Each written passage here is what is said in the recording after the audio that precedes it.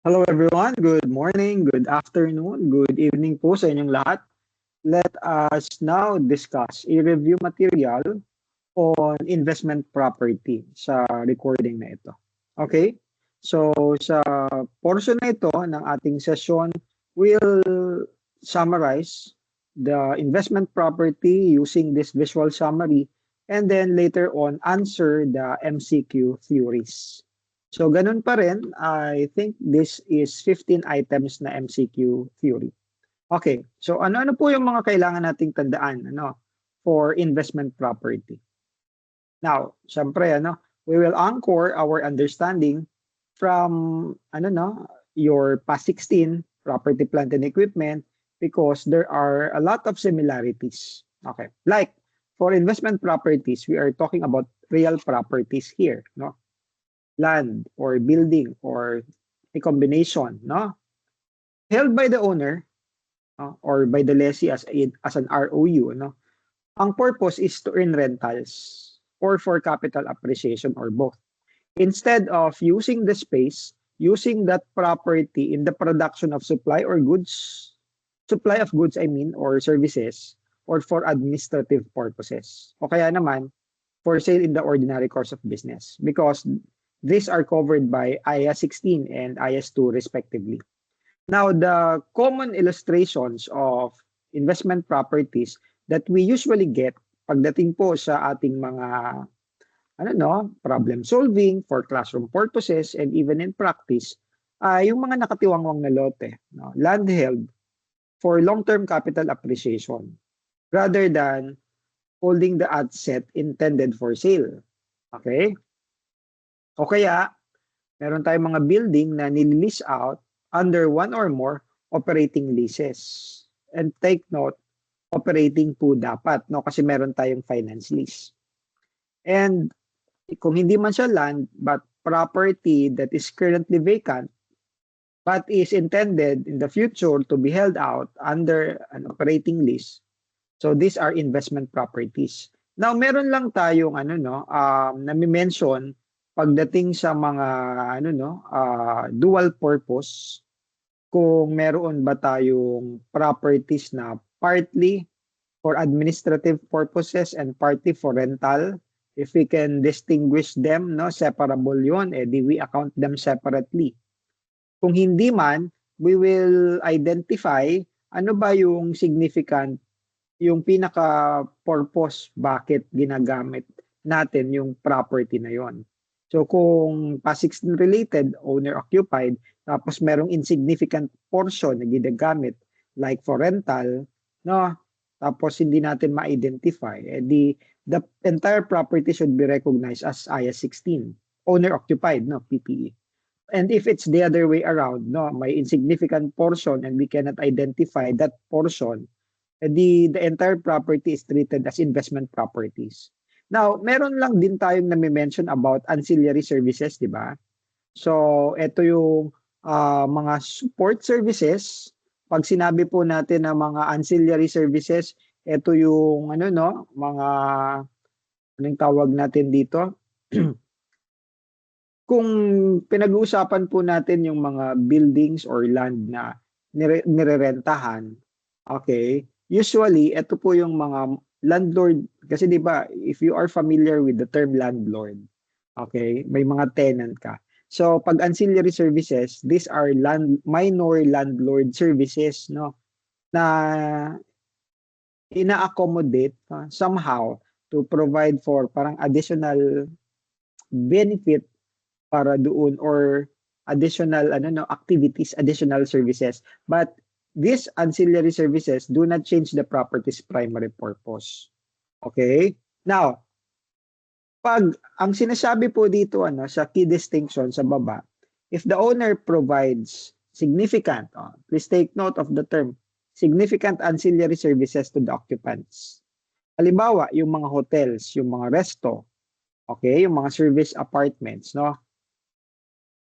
The ancillary services are significant.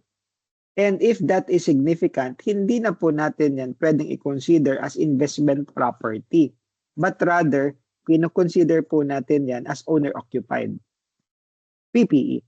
O kaya nga po ang ating mga hotels, yung mga resorts, hindi po yan investment property. They are considered as PPE. O, explain ko lang din kung sakaling medyo nalilito kayo kasi dahil yung ancillary services become significant.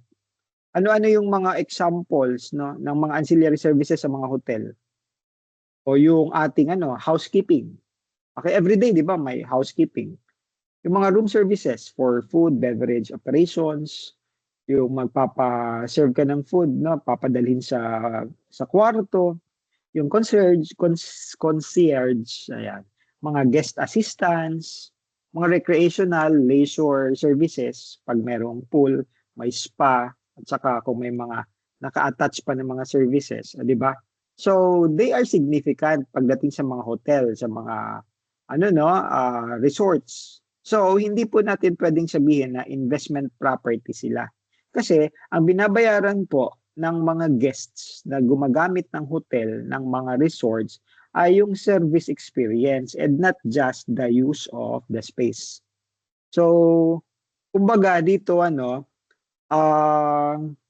ayun nga, binabayaran natin yung yung parang pinaka-operation talaga nitong mga hotels, itong mga resorts na ito ay yung services and not the use of the space, no? So yung ancillary services, yung mga services na pino-provide nitong mga hotels, nitong mga resorts, ito yung central to the business model. So PPE po 'yan, Kasi kahit ako I often from time to time I ask myself, bakit nga ba yung mga hotels at saka yung mga resorts ay PPE? 'Di ba sabi natin, investment property. 'Di ba nagbabayad tayo doon ng mga rooms. So bakit hindi siya considered for rental? Okay? So I hope clear po tayo. But if the ancillary services are insignificant, the investment property. Okay? So, ayan po hopefully clear po tayo dito. Okay, now, for initial recognition, parehas lang. Initial recognition and even yung measurement, no? So, ang sabi natin, dapat the asset, yung investment property, mare-recognize natin yan as an asset if it is probable that future economic benefits are associated with the property will flow to the entity and that the cost of the property can be measured reliably. Okay? And then, for measurement, we initially recognize, please take note, our initial measurement for investment property ay cost. Okay? Kasi dito, for subsequent measurement, unlike your PPE, unlike your intangible assets, meron tayong fair value model. But that fair value model is for subsequent measurement. Ang initial measurement natin will always be at cost. Subsequently, you have the option to select cost model or fair value model. At alam naman po natin from our study of PPE and even intangible assets, yung cost na yun includes purchase price and DAX, mga directly attributable costs. Okay? Ayan. So, ito lagay lang din po natin dito kasi hindi ko naman naiisa-isahin yung ating modes of acquisition kasi applying the principles in IAS 16, parehas lang naman po yun. Okay? So, ito, reminder na lang din that the components of initial cost are your purchase price kung binili natin yung property. Pero kung kinonstruct natin yon for self-constructed property, kasama rin doon siyempre yung mga borrowing costs, di ba? Ito, yung pangatlo. Now, siyempre, wag natin kakalimutan yung ating mga directly attributable costs. Kasi necessary po yan in the acquisition of that investment property. But we do not capitalize yung mga costs like if initial operating losses incurred startup costs, they are usually recognized as expense in profit or loss. Okay? For subsequent measurement, somehow na mention ko na po kanina, we will apply either the fair value model or cost model. Okay? So, pagdating lamang, ito ha, kasi baka ma-confuse kayo, yung fair value model, unlike your revaluation model, sa fair value, wala po tayong depreciation. No, hindi po, syempre, hindi ko naman pwedeng gamitin yung term na amortization sa investment properties because these are tangible assets. So, ko-compare natin ito sa IAS 16. For IAS 16, kapag gumamit tayo ng revaluation model, merong depreciation pa rin tayo doon. Ha? And then may impairment loss assessment. But for investment properties that are measured under the fair value model, we do not depreciate the asset. And we also do not test the asset for impairment because the changes in fair value assumes that any impairments are already considered in the measurement. Okay? Yung cost model, alam naman na po natin yon, ano? So ito lang ang kailangan nating bantayan kasi itong fair value model, yung unique pagdating sa investment property. Although the application of fair value model is not new to us kasi na-encounter na po natin yan before sa iba nating mga accounts. Na? Okay? Now class, even, ito pagdating sa disclosure ha, kahit na ang ginagamit po natin ay cost model, we still need to disclose the fair value ng investment property in the notes. Okay? Now, as to transfers, no, yung reclassification. Okay? Pwede po nating i-reclassify, no? Halimbawa, from investment property papuntang PPE. Or vice versa. From PPE to investment property. So, pwede naman yan, provided there is a change in use. Excuse me. Okay, so ito sinasabi commencement of owner occupation, IP to PPE, commencement of development with a view to sale from IP to inventory, or kaya naman end of owner occupation from PPE to IP. Okay, ito babantayan lang po natin from using the fair value model. So kung nanggagaling tayo sa owner occupied, whether cost or fair value model ang ginamit natin doon, kung ano man yung carrying amount niyan, at the time of reclassification, okay, papuntang investment property na, yung difference between the fair value and the carrying amount is treated as revaluation, applying the principles in IAS 16 on revaluation. Okay? From inventory to investment property, yung difference, recognize sa profit or loss. Samantalang, ito, transfer from investment property to owner-occupied. Ito from PPE to IP. Ito naman, from IP to PPE. Kung magkano yung fair value, ang gamit mo fair value model, walang problema pag cost model. Cost to cost lang, continue lang. No? Dito, kung gamit mo fair value at the transfer date, yun na yung magiging cost ng PPE mo subject to depreciation moving forward. And then for inventory naman, no? So from investment property to inventory, that is the cost of the inventory at the transfer date. Okay? So now let us apply this summary, yung mga learnings po ninyo sa investment property by answering these 15 multiple choice questions theory. Okay? So let us now begin with question number 1. Medyo may kahabaan lamang po ito, no? Kasi sinadya ko po na mahaba yan. Ang tinatanong dito, alin sa mga statements A, B, C, D best reflects, so best answer, no? The appropriate recognition and initial classification of the property. Bakit? Ano bang meron? Meron kang binili na newly constructed building. Yung ground floor daw, in-lease to unrelated third parties. Paparentahan. Yung second and third, initially vacant, habang inaayos pa ng management yung mga lease contracts. Yung pangatlo, wala pang plano to occupy any portion of the building. At yung pang-apat, not held for sale in the ordinary course of business. Okay. So ano ang tamang sagot? Now, assuming na process nyo na po yung mga options, okay, ang correct answer po natin dito ay letter A. Yung buong building will ika-classify natin as investment property because that is held to earn rentals o kaya for capital appreciation. Bakit? Ito klaro, ili-lease out. Ito klaro, while vacant pa yan, pero for leasing yan, ninegotiate pa nga lang yung kontrata, investment property. Ito, wala ka pang future plan, nakatiwangwang.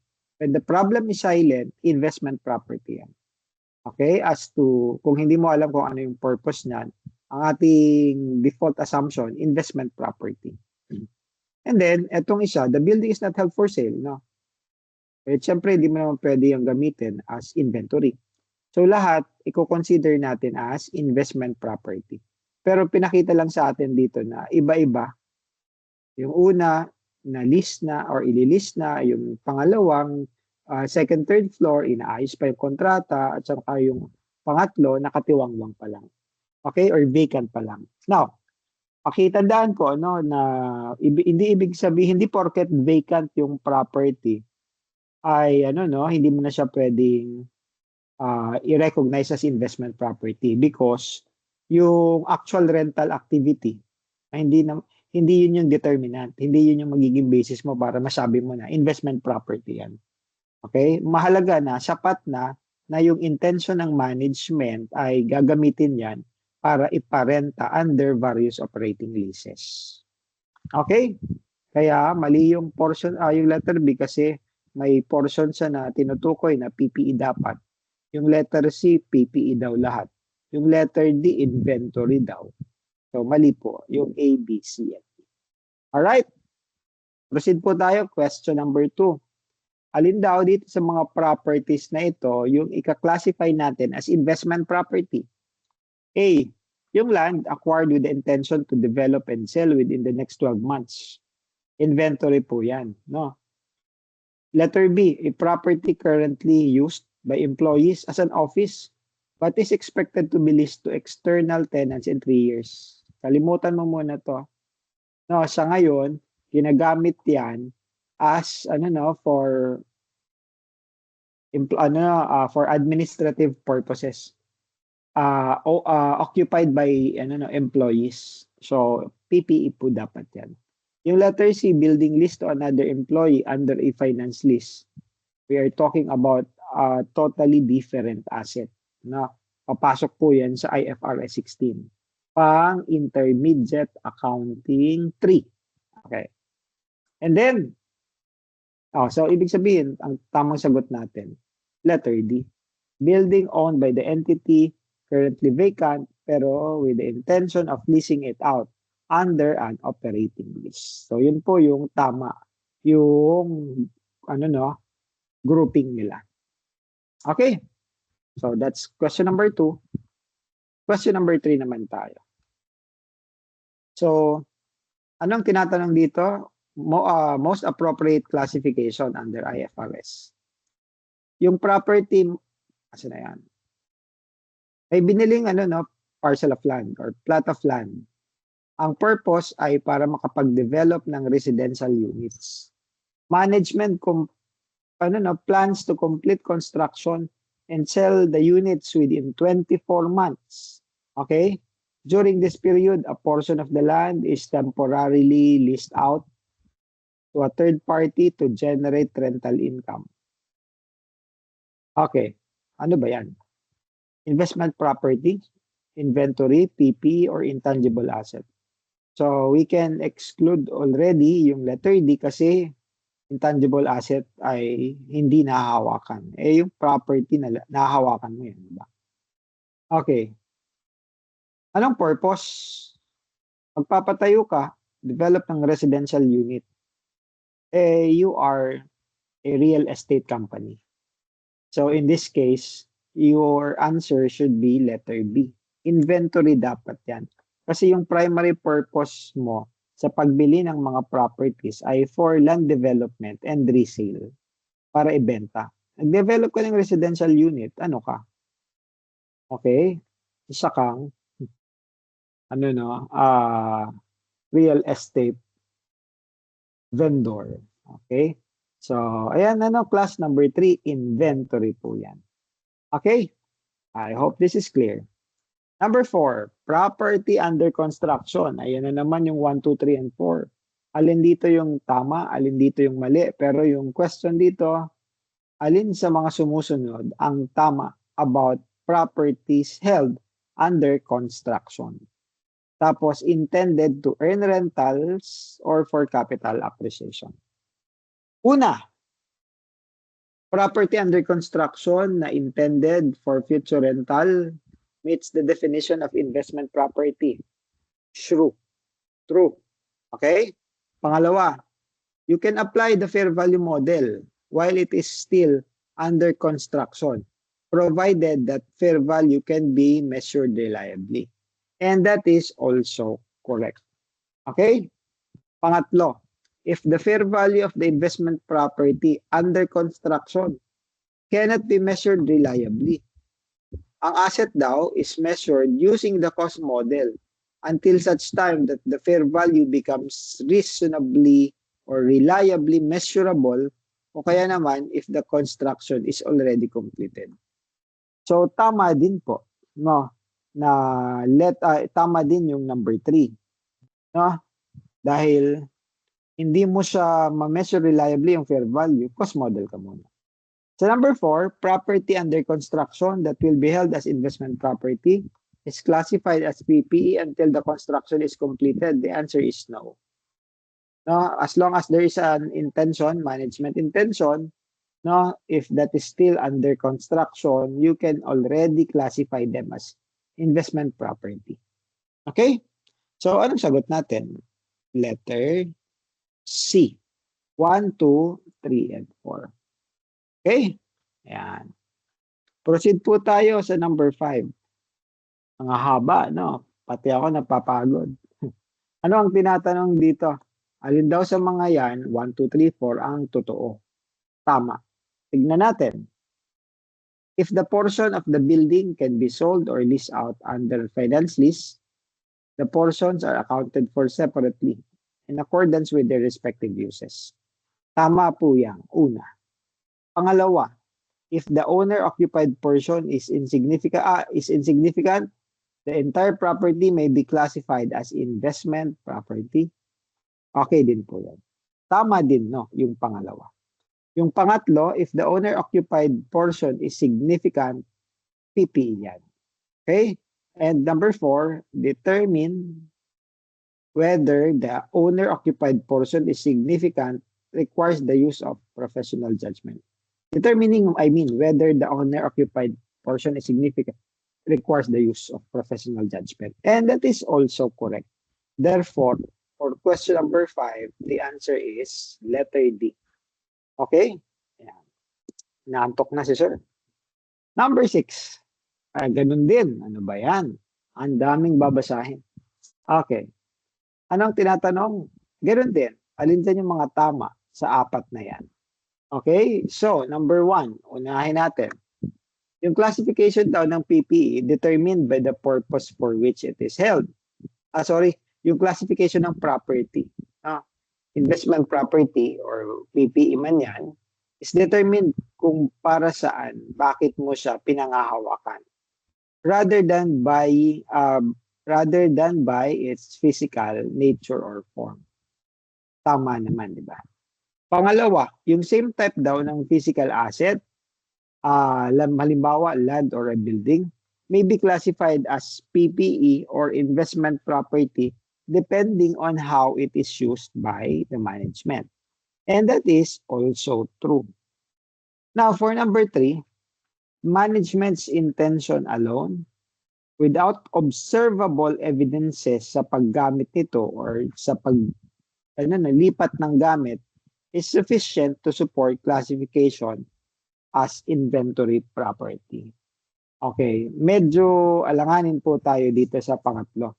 Management intention alone daw without observable evidence of change of use or change of use. So, hindi po pwede. So, mali po ngayon yung number 3. So, ibig sabihin, it's only either A or C. Kasi 1 and 2, tapos ito 1, 2, and 4. Letter C, the classification of property directly affects the subsequent measurement model, whether the fair value changes are recognized in P&L or depreciation is recognized. Tama din po yan.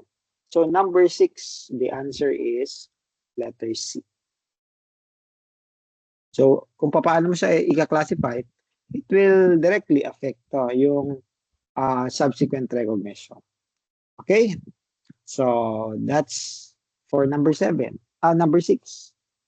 Dito naman tayo sa number 7. Inantok ako sa haba ng mga statements. Okay. Fair value daw is not measurable. So what if, fair value model ka sana, pero hindi naman measurable yung sum. Anong sabi dito? An entity applies the fair value model on its investment property portfolio. Okay? So ang ano niya naka-portfolio, no? So ina-apply niya yung fair value model sa mga investment property portfolio. During the current year, management determines that the fair value of a newly acquired investment property cannot be measured reliably due to an absence of active market. So alin daw dito sa number 7 yung tama?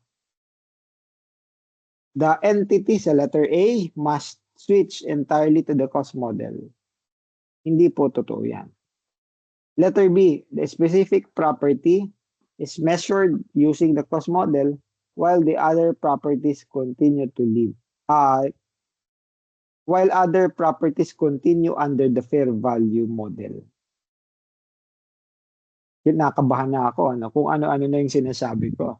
Paano na transitioning na to to daydreaming. Letter C, the property must be reclassified to PPE until fair value becomes reliable. Totoo ba yun? Ganun ba yun? Or letter D, the entity must be recognized. At tatanggalin ko ba? At ibabalik ko kapag determinable na yung fair value. Plus, yung sagot natin ay letter B. Boy. Okay? Gamitin natin yung cost model. Asan yung aking mouse? Di ko makita. Ayan. So, gamitin natin ang cost model. Pero yung other na hindi naman affected at available yung fair value, continue lang po sila sa fair value measurement. Okay? Please take note that the selection of the model, whether cost or fair value, is portfolio-wide, pero yung assessment ng unreliability is asset-specific. Dito kasi unreliable yung measurement. Okay? Pero kung teka, ano nang sinasabi ko? Lutang na si sir. Ayan. Anyway, so cut ko na doon, na-lost na ako sa sinasabi ko.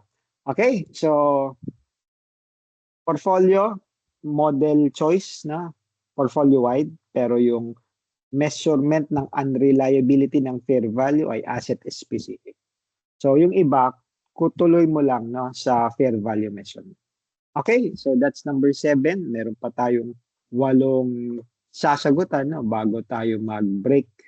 Okay. Number 8, rebuttable presumption on fair value. Haba naman, sir. Pinapahirapan mo naman kami. Ang intention natin dito is para mas marami tayong ma-recall ng mga concepts. Okay. Alin daw sa mga to ang totoo?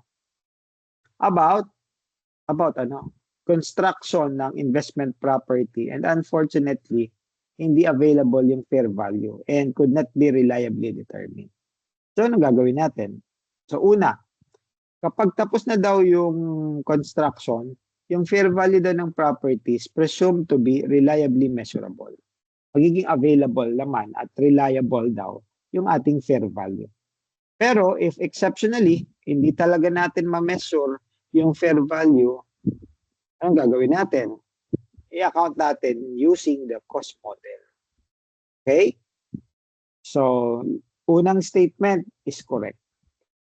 Pangalawang statement, yung presumption na hindi natin ma-measure reliably, pwede nating i-rebut at initial recognition nga lang daw. Once a property has been measured at fair value, hindi na raw natin pwedeng i-conclude later on na hindi measurable yung fair value. Touch move, wala na raw bawian. That is also true.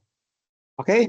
Pangatlo, in exceptional cases na yung cost model is used for a single investment property, the entity must continue to measure all other investment properties using the fair value model, and that is also correct. And last but not the least, once an investment property has previously been measured at fair value, tuloy na po yan, measurement hanggang sa ma-dispose na yung asset. Or kaya maibenta na or ma-reclassify. Okay? Even if comparable market transactions become less frequent or market prices are less readily available. So, sagot po natin dito sa number 8, letter D. Tama po yan lahat. Okay? Next. Ganun ulit. Alin dyan sa apat yung tama? About what naman ito? Multiple investments, tapos meron kang choosing of a measurement model. Okay. Una, an entity may choose the fair value model or the cost model and apply the model to all investment property. That is true? Yes, that is true. Pangalawa, a voluntary change in accounting policy from the fair value model to the cost model is allowed now only if it will result in a more relevant and reliable information. Such a change is highly unlikely to be justified. Pwede rin po yan. Tama din po yung second statement.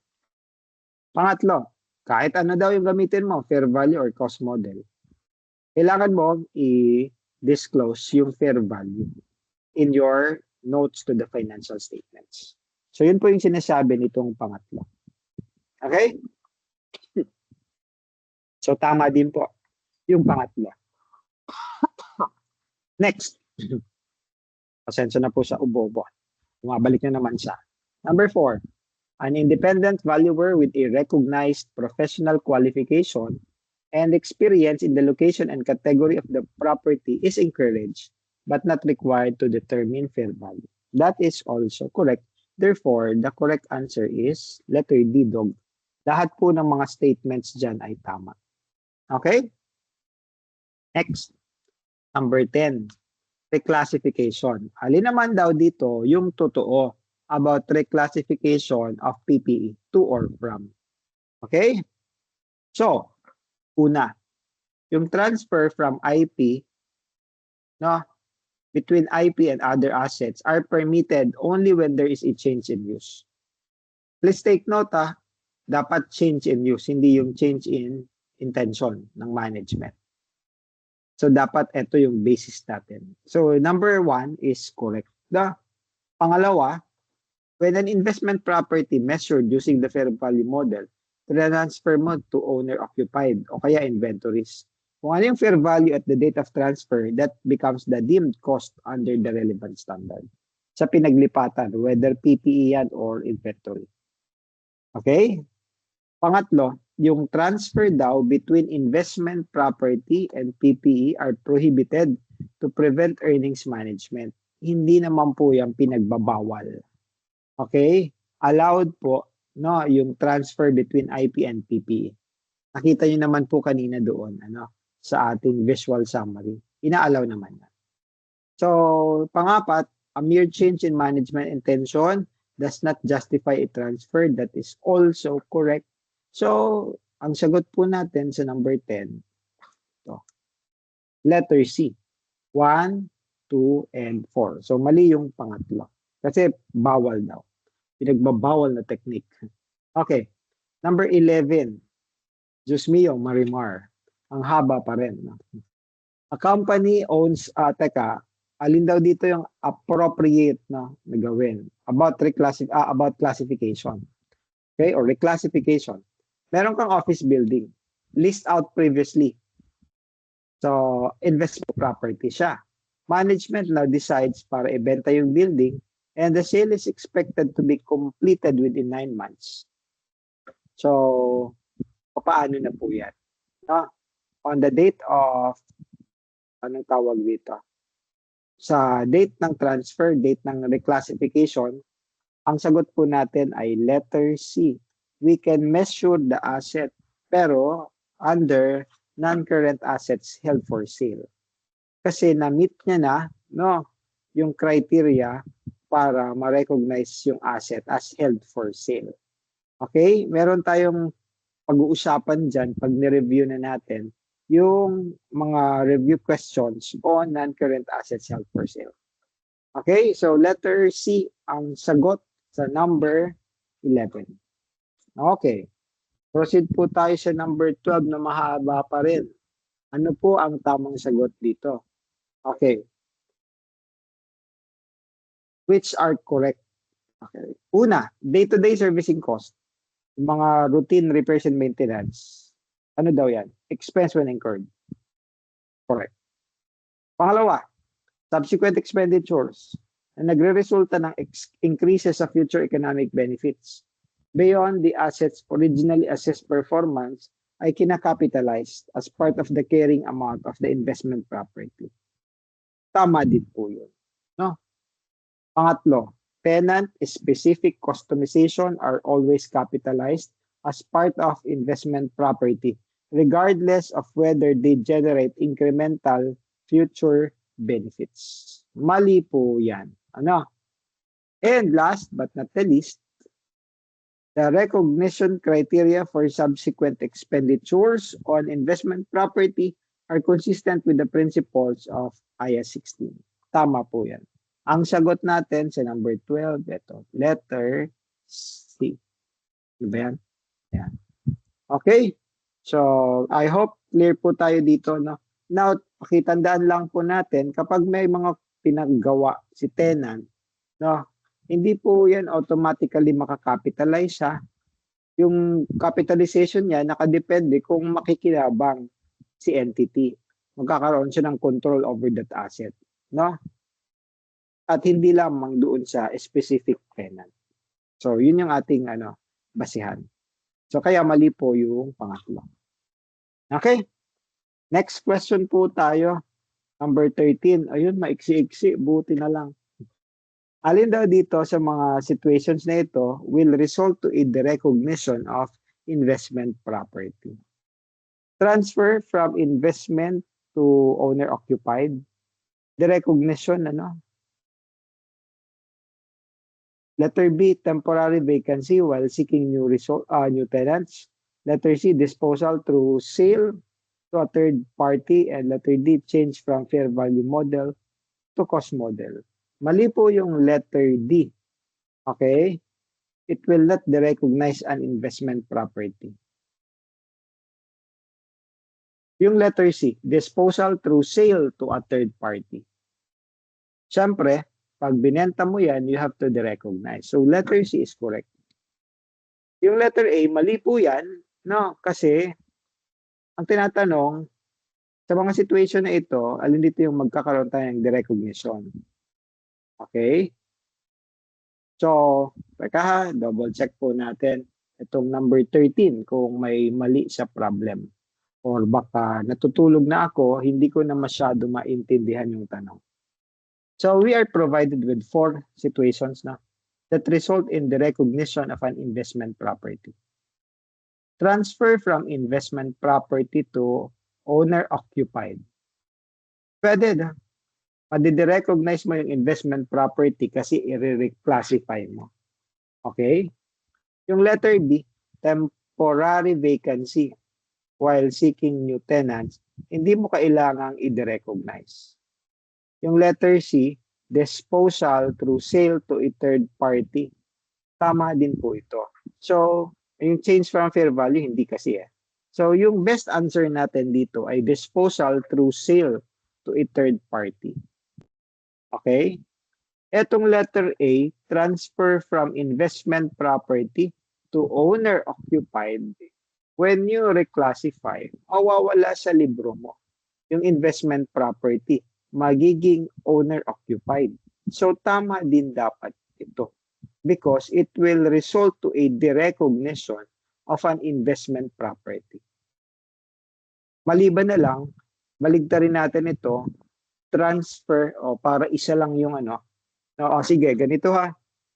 Dalawa yung tama natin sa number 13. Also letter A. Pero para isa lang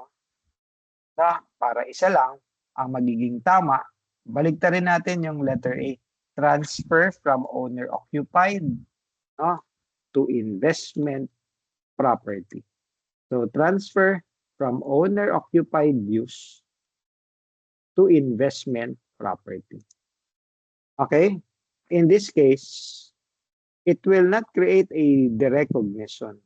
It will recognize an asset, no? From owner occupied to investment property. So, tanggalin na natin para isa na lang yung tamang sagot. Okay? But please take note ha sa mga nanonood nito. Yung inedit natin dito sa number 13 letter A para ma-exclude siya sa choices na tama. Para isa lang. Alright, so that's number 13. Next po tayo, number 14. Merong na-mention ang standard o PAS 40. PAS 40 yung umahandle ng investment property. Meron tayong compensation from third parties. So ano ang na-mention ng standard about compensation from third parties? So, kailan daw? When should the insurance compensation be recognized? Ano bang nangyari? During the year, an entity's investment property suffers damage, nasunog. Ngayon, yung fair value tuloy, bumaba ng 2 million. At yun po ay nirecognize as impairment loss. Now, the entity expects to receive 1.5 compensation from its insurance agency. Naka-insure. So, may nalugi nga tayo, decline in fair value, pero meron tayong receivable. Kailan natin dapat i-recognize? And on the date of impairment recognition ba? No. Only when the compensation is actually received. Mali po yung actually received. Ang tamang sagot dapat natin, when the compensation becomes receivable. Okay? So, ito po yung tamang sagot according to the standard. At hindi po natin yan ninet against any recognized impairment loss. Okay? So, that's number 14. Last na po, number 15. Yeah. Alin dito ang tama sa mga yan? Okay? An entity applied a fair value disclosure. An entity that applies the cost model is still required to disclose the fair value. Yes. Na-highlight ko po siya kanina. IAS 40 encourages but does not require the use of an independent professional valuers. Encourages na but does not require. Tama din yung pangalawa. Pangatlo, changes in the fair value ng investment property recognized in OCI even when the fair value model is applied. No. Changes in the fair value is treated na taken to profit or loss. Hindi po siya OCI. So mali po yung pangatlo. Number 4, an entity's failure to disclose the fair value when such fair value can be determined reliably constitutes non-compliance with IAS 40. This is correct. Bakit? Kasi kailangan mong i-disclose. Yun yung required disclosure. No? So kapag hindi mo yan sinundan, di meron kang non-compliance. So ang tamang sagot natin sa number 15 ay letter C.